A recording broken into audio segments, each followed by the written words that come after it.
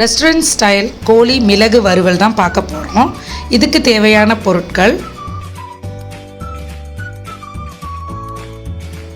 எண்ணெய், மஞ்சத்தூள், இஞ்சி பூண்டு விழுது, சோம்பு, தனியாத்தூள், ஜீரகத்தூள், கரம் மசாலா, பூண்டு, மிளகுத்தூள், கருவேப்பிலை, உப்பு. இப்போ இதில் 1 கிலோ சிக்கன் எடுத்து வச்சுருக்கேன். நல்லா மஞ்சத்தூளில் போட்டு பெரட்டி வச்சுருக்கேன்.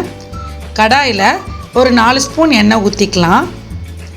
தாளிக்கிறதுக்கு சோம்பு போட்டுக்கலாம். சோம்பு நல்லா பொரிஞ்சோன்னே கருவேப்பிலையை 2 பிச்சு அதையும் சேர்த்துக்கலாம். 3 பெரிய வெங்காயம் நான் நறுக்கி வச்சுருக்கேன். இதை இதோடு சேர்த்து நல்லா வதக்கிக்கலாம். சின்னதாக நறுக்கியிருக்கேன். சின்ன வெங்காயம் போட்டிங்கன்னா இன்னும் டேஸ்ட்டாக இருக்கும். இதை நல்லா வதக்கிட்டு பூண்டு சேர்த்துக்கலாம். நான் பூண்டு ஒரு 7-8 பல் பூண்டு உரித்து வச்சுருக்கேன். அதை சின்ன சின்னதாக நறுக்கிட்டேன். அதை இந்த வெங்காயத்தோடு நல்லா சேர்த்து வதக்கி விட்டுக்கலாம். இதில் நான் தேவையான அளவு உப்பு போட்டுட்டேன். உப்பு போட்டு வதக்கும் பொழுது வெங்காயமும் பூண்டும் சீக்கிரம் வதங்கிடும். இந்த கோழி மிளகு வறுவல் ரொம்ப டேஸ்ட்டாக இருக்குங்க. ஒருக்கா பண்ணிங்கன்னா இதே மாதிரி நீங்கள் அடிக்கடி பண்ணுவீங்க. இஞ்சி பூண்டு விழுது 1 ஸ்பூன் எடுத்திருக்கேன். அதை இதோடு சேர்த்துக்கலாம்.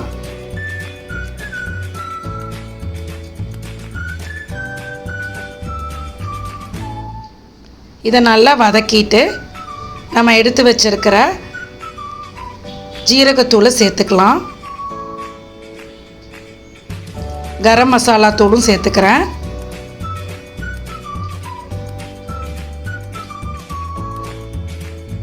மஞ்சத்தூள் 1 ஸ்பூன் சேர்த்துக்கலாம்.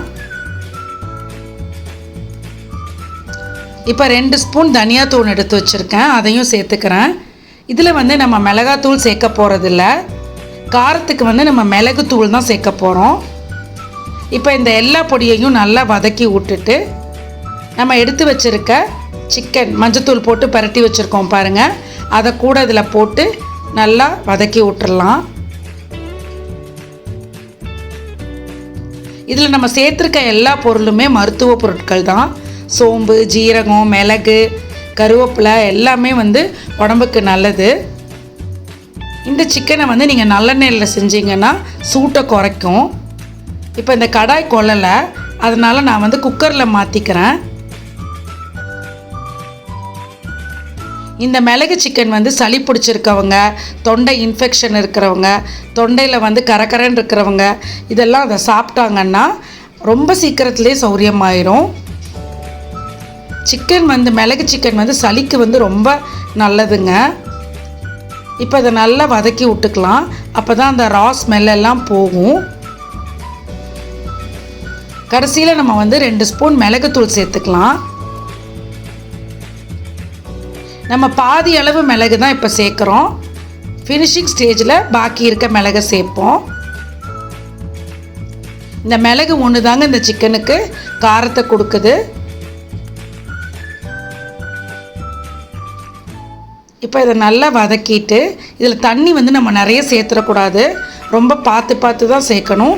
இப்போ நான் 1 கிலோ சிக்கனுக்கு 1 டம்ளர் தண்ணி தான் சேர்க்க போகிறேன். கடாய் கழுவி வச்சுருந்தேன். அந்த தண்ணியை நம்ம இதில் ஊற்றிக்கலாம். ரொம்ப தண்ணி ஊற்றிட்டோன்னா கிரேவி மாதிரி வந்துடுங்க. கம்மியான அளவு தண்ணி வச்சாதான் நம்ம ட்ரை சிக்கனாக எடுக்க முடியும். இப்போ 2 கொதி வரட்டும். 2 கொதி வந்ததுக்கப்புறம் நீங்கள் குக்கரை மூடிக்கலாம். பாருங்கள் தண்ணி எந்த அளவு இருக்குதுன்னு. உப்பு பத்தலைங்க, அதனால் கொஞ்சம் உப்பு ஆட் பண்ணிக்கலாம். தண்ணி பாருங்கள் ரொம்ப கம்மியாக தான் இருக்குது. ஆனால் இந்த தண்ணியிலேயே அந்த சிக்கன் வெந்துடும். ஏன்னா வெங்காயத்துலேருந்து தண்ணி நல்லா வெளியில் வரும். இப்போ இந்த 2 தண்ணியும் சேர்த்து அந்த சிக்கன் நல்லா வெந்துடும். இப்போ மூடி போட்டாச்சு, வெந்துருச்சு. இப்போ நம்ம திறந்து பார்க்கலாம். பாருங்கள் நல்லா வெந்திருக்கு. தண்ணியெல்லாம் நல்லா இஞ்சிருச்சு. இப்போ இன்னும் ட்ரை ஆகணும். அதனால் நான் அடுப்பை மூட்டிக்கிறேன். நல்லா ட்ரை ஆனால் தான் மிளகு சிக்கன் நல்லாயிருக்கும். இப்போ இந்த ஸ்டேஜில் நம்ம வந்து 2 ஸ்பூன் மிளகுத்தூள் ஆட் பண்ணிக்கலாம்.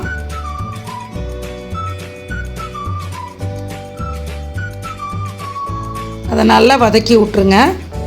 பாருங்கள், செம ட்ரை ஆகிருச்சு. இந்த மிளகு சிக்கனை ரசம் சாதம், தயிர் சாதம் இதோடெல்லாம் வச்சு சாப்பிடும்போது வேறு லெவலில் இருக்குங்க.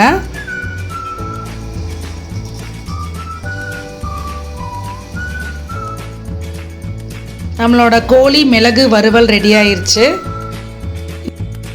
இன்னொரு வெசலுக்கு இதை நான் ட்ரான்ஸ்ஃபர் பண்ணிக்கிறேன். இதை நீங்கள் எல்லோரும் உங்கள் வீட்டில் செஞ்சு பாருங்கள். செஞ்சு பார்த்துட்டு உங்கள் கமெண்ட்ஸ் எல்லாம் கொடுங்க.